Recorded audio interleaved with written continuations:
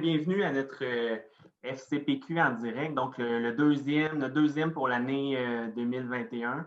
Donc, je sais qu'on a plusieurs nouveaux venus aujourd'hui, ce soir, donc un bonjour spécial à vous.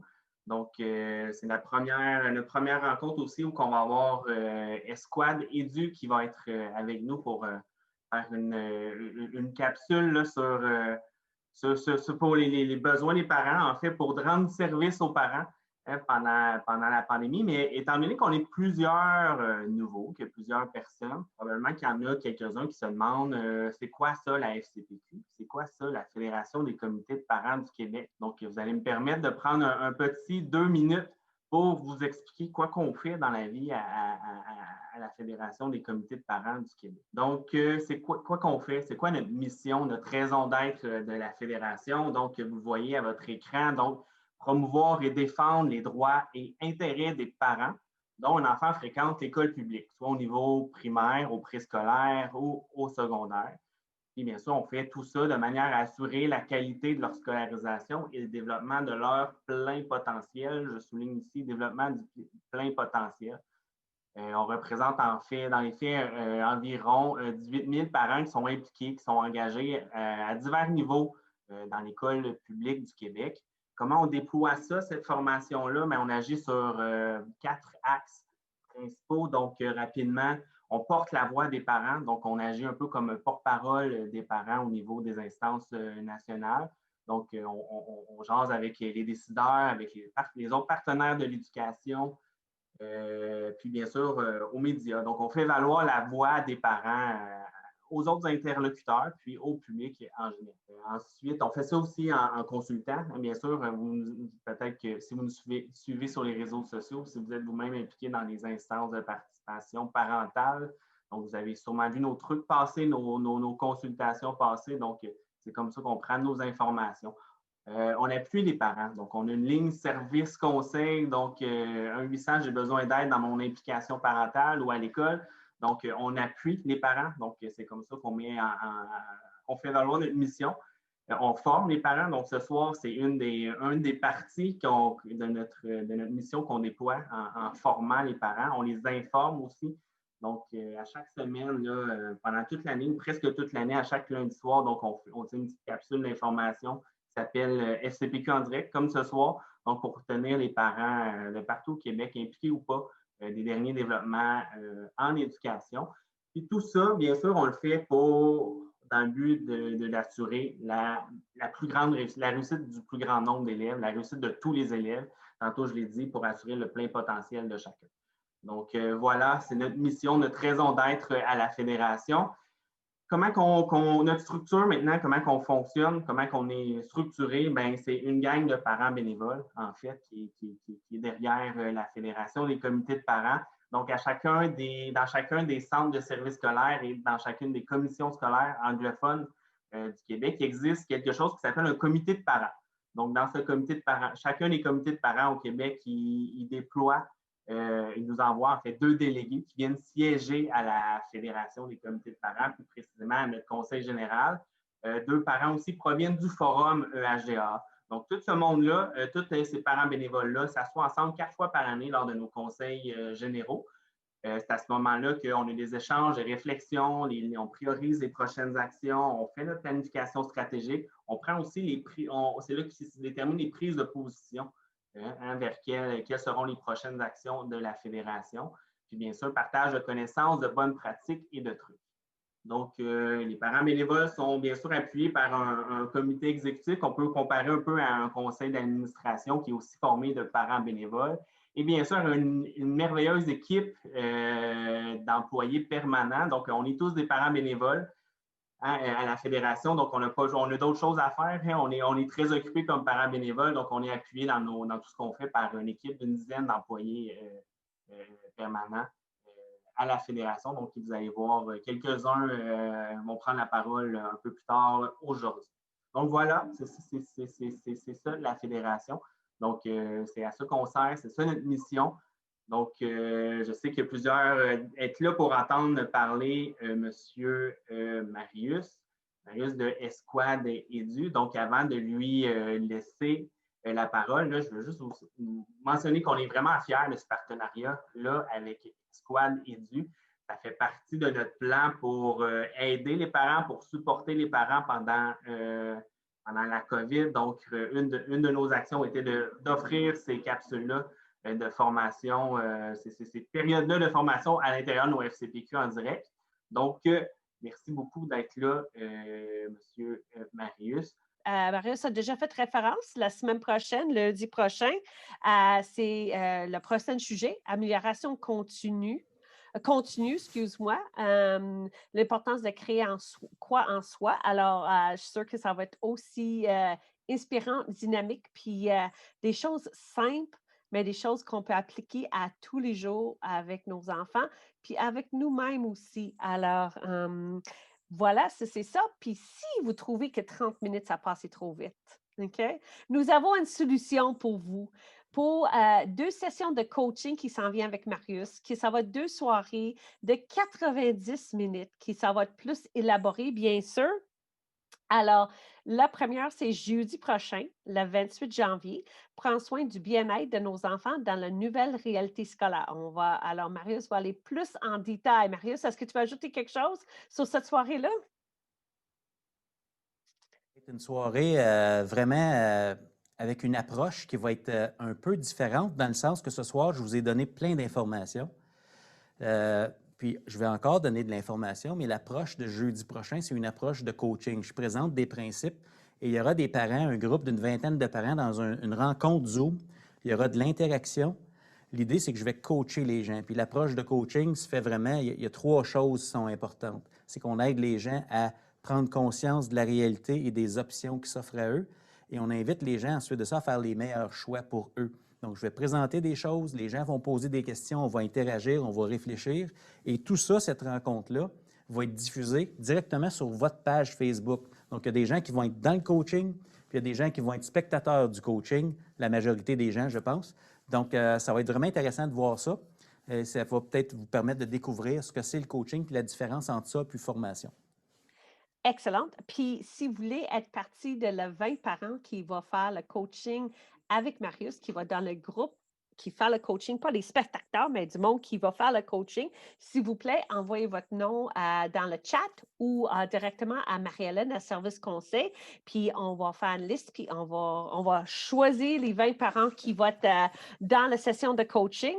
Puis, je crois que nous avons un petit vidéo qui va être lancé demain sur les médias sociaux pour la séance de coaching. Alors, Hervé, je crois que Oui. tu peux, ou Hervé, je ne sais pas si c'est Hervé ou Stéphane, il y a quelqu'un qui va jouer la vidéo. En tant que parent, comment on fait pour prendre soin du bien-être de nos enfants qui vivent un parcours scolaire qu'on n'a pas connu? La question se pose. Je m'appelle Marius, leader et coach chez Esquad Edu. Pour la toute première fois, j'offrirai une session de coaching spécialement pour tous les parents du Québec. Le coaching nous permet de prendre conscience de notre réalité et de nos options afin de faire les meilleurs choix pour nos enfants. Cette session de coaching sera diffusée en direct sur la page Facebook de la FCPQ. Toutes les informations se trouvent dans la section événements de la page. Alors, comment on fait pour prendre soin du bien-être de nos enfants qui vivent un parcours scolaire bien différent du nôtre? On répondra ensemble à la question le jeudi 28 janvier prochain de 19h à 20h30. Rendez-vous sur Facebook, c'est gratuit.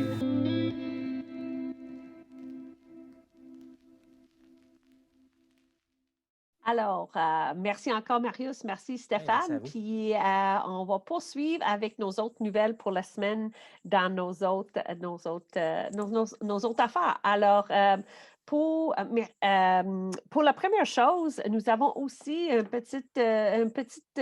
quelque chose à vous présenter pour nous suivre plus facilement. Pour du monde qui sont membres chez nous ou qui nous suivent depuis des mois, c'est qu'on a accès à beaucoup d'informations, on vous fournit beaucoup d'informations, on transmet beaucoup d'informations, soit sur notre page, notre site Internet, il y a une section spéciale pour le COVID, puis aussi une section spéciale pour, exemple, la nouvelle gouvernance, où on met toutes les nouvelles, des nouvelles qui arrivent de le ministère, le ministre ou d'autres guides, etc. Nous avons aussi notre page Facebook, mais je crois que Catherine est avec nous. Puis là, si vous allez visiter notre site web, il va te demander de vous abonner parce que comme ça, on va être capable de vous assister plus. Alors, Catherine qui est notre spécialiste en médias sociaux, est en charge de toutes sortes de nouvelles choses. Alors, c'est vraiment, Catherine, est-ce que vous êtes là? Puis tu voulais ajouter quelque chose sur cette notification qui est installée depuis la semaine passée? Oui, donc Push Assist, c'est une nouvelle fonctionnalité qui est disponible sur le site web de la FCPQ.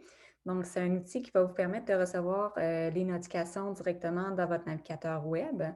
Donc, c'est vraiment efficace et rapide comme outil pour vraiment recevoir les informations qui sont importantes.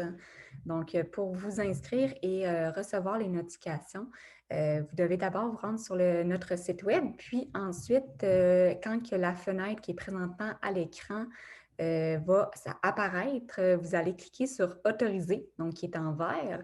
Puis, vous allez recevoir à l'avenir toutes les notifications qu'on va vous envoyer.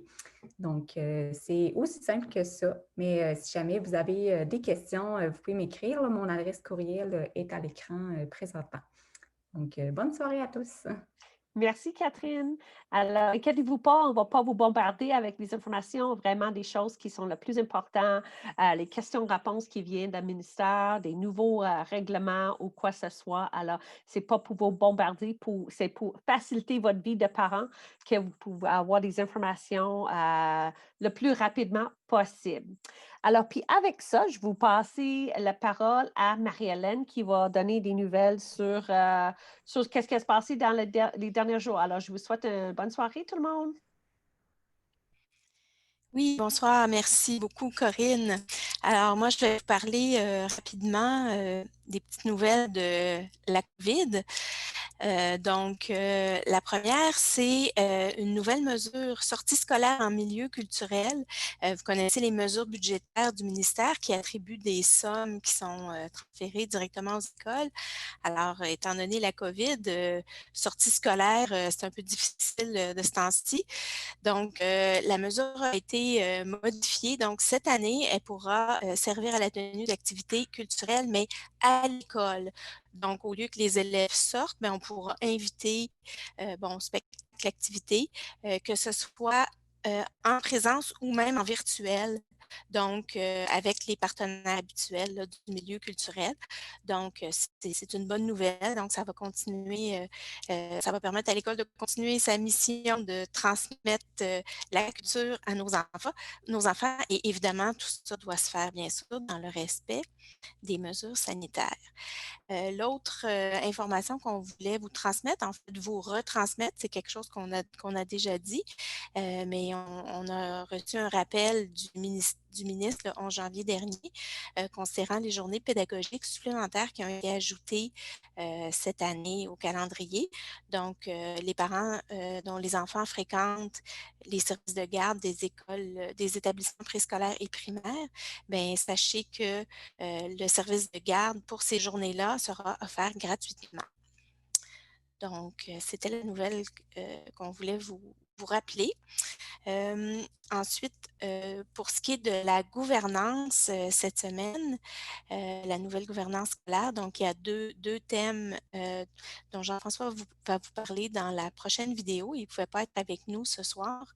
Donc, il va vous parler de règlement sur la surveillance du midi et de politique relative aux contributions financières. Donc, voilà. Donc, bonsoir tout le monde. C'est Jean-François Rieu, secrétaire général de la Fédération, qui est au rendez-vous ce soir pour vous présenter quelques petites modifications sur le plan légal. Premièrement, la semaine dernière, jeudi, plus précisément, un nouveau projet de règlement a été publié à la Gazette officielle du Québec sur la question des frais et des contributions financières pour la surveillance du midi. Donc, ce règlement-là, il est ouvert pour la consultation pendant 45 jours, puis c'est prévu pour entrer en vigueur le 1er juillet 2021. Les principaux changements qui sont proposés dans ce règlement-là, c'est que pour les contributions financières pour la surveillance du midi, celles-ci vont être calculées en fonction du coût réel, puis ils ne devront pas être supérieurs à 2,75 $ de l'heure pour les périodes qui sont fréquentées. Puis ça va se limiter aussi seulement pour les élèves qui fréquentent réellement ce service au nombre de jours que le service est utilisé. Pour ce qui est des élèves du secondaire, c'est prévu que pour un élève qui ne reste pas à l'école pour la période du midi, puis qu'il y a un avis à ce fait-là qui est donné par les parents, ben, il n'y aura pas de contributions financières qui pourront être exigées pour la surveillance du midi au secondaire. Donc voilà, on a reçu ça la semaine dernière. On va travailler pour essayer de vous présenter plus en détail qu'est-ce que ça va impliquer dans l'avenir, puis aussi faire les recommandations nécessaires pour la période de 45 jours. Donc, on vous tient au courant à ce niveau-là. Le deuxième élément que je veux parler avec vous ce soir, c'est au niveau de la politique du Centre de services scolaires sur les contributions financières. Il faut savoir qu'à l'issue du projet de loi 40, il y a eu un article qui est introduit qui prévoit que cette politique-là va être préparée, élaborée par le comité de parents pour être soumise par la suite au conseil d'administration qui va procéder à son adoption. Donc, ça, c'est un nouveau pouvoir qui a été ajouté dans la loi par le projet de loi 40. Puis, je vous en parle aujourd'hui parce que c'est possiblement un sujet qui va arriver dans vos ordres du jour ou aussi dans vos agendas de consultation ou bien dans vos discussions aussi que vous allez avoir avec vos différentes instances. Donc, c'est possible que ça arrive dans les prochaines semaines. Donc, restez à l'affût. Nous, de notre côté, à la Fédération, on travaille là-dessus. On va avoir déjà notre prochain conseil général le 6 février, un point à l'ordre du jour sur lequel on va discuter de cet élément-là aussi. Il va y avoir un petit atelier. Donc, c'est quelque chose qui va d'actualité assez rapidement. On va aussi demeurer présent pour vous aider, vous supporter, vous offrir le soutien nécessaire en lien avec l'élaboration de cette politique-là. Donc, vous avez d'autres questionnements ou besoins d'accompagnement additionnel, n'hésitez pas à nous le faire savoir, nous contacter par courriel, par téléphone. Ça va nous faire plaisir de vous offrir un support à ce niveau-là. Donc, là-dessus, ça complétait pour moi. On se reparle la semaine prochaine. Merci. Alors, à partir de ce point-ci, c'est moi qui prends le relais, donc pour faire un suivi très rapidement sur les activités de la Fédération, donc les activités à venir. Je vous reparle encore une fois des formations générales, donc on continue toujours. Demain soir, les devoirs, apprendre à apprendre pour la réussite. Donc, c'est encore le temps de vous inscrire. Si vous êtes membre d'un comité de parents qui est abonné, bien, informez-vous, savoir s'il reste encore de la place dans le cadre de l'abonnement. Sinon, bien, pour les places individuelles, ça se fait toujours via notre site web en passant par la page de notre site web dédiée à la formation. Mercredi, la semaine prochaine, 27 janvier, donc le suivi du projet éducatif. Donc, on va reparler encore une fois du projet éducatif, du suivi qu'il faut assurer, suivi essentiel du projet éducatif, comme je le disais. Ensuite, au mois de février, trois formations prévues au programme aussi, dont le 10 février sur la douance, le 17 sur le comité EHDA et le 23, le traitement des plaintes et le protecteur de l'élève. On insère évidemment en début du mois, j'en ai parlé la semaine dernière, une formation spéciale offerte par le Centre collégial de soutien à l'intégration sur le sujet de la préparation de la démarche de transition vers le collégial d'un élève à besoins particuliers. Donc, ce sera le 3 février à 19h et c'est gratuit. On va quand même demander aux gens de s'inscrire. On va publier prochainement donc, les modalités d'inscription pour cette formation-là. Alors, ça fait le tour pour ce qui est de la formation. Ça fait le tour aussi pour la FCPQ en direct de ce soir. Alors, on vous rappelle que si vous avez besoin d'aide, vous avez besoin de conseils, bien, nos services sont toujours là. Donc, au téléphone, au numéro qui apparaît à l'écran ou par courriel, serviceconseil@fcpq.qc.ca ou vous vous rendez tout simplement au parentquebec.ca qui va vous amener à la page de nos services conseils sur notre site web. Et je rappelle aussi l'adresse service conseil, là, si vous êtes intéressé donc à vous inscrire pour possiblement avoir une place parmi les 20 parents qui participeront en direct, donc de façon interactive aux séances de coaching dont Marius a parlé plus tôt, bien, vous écrivez aussi à Service Conseil. Alors, ça clôt la présentation pour ce soir. J'espère que vous avez bien apprécié la présentation. Si je me fie aux commentaires, je crois que c'est le cas. Donc là-dessus, moi, je vous dis à la semaine prochaine. Je remercie tout le monde là, qui a participé ce soir à cette présentation. Marius, Stéphane, merci beaucoup. Et merci évidemment à mes collègues de l'équipe. Merci à Kevin, Corinne, Marie-Hélène, Catherine. Et bonsoir et à la semaine prochaine tout le monde.